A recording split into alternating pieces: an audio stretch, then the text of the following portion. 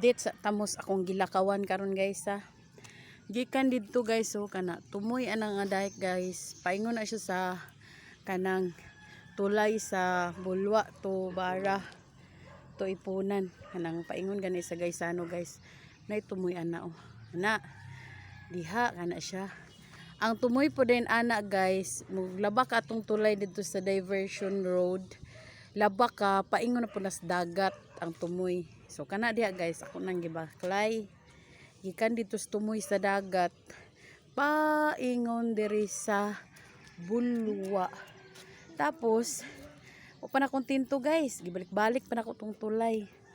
Tapos pagbalik ni namo guys, kanina po din guys oh, kana. Kani siya nga dalan guys, paingon na po ni diri sa among balay. Paingon dito guys oh. To. Ana. Di ba? Gikan dara murag tanang dike gyud akong gilakaw karong for today's video.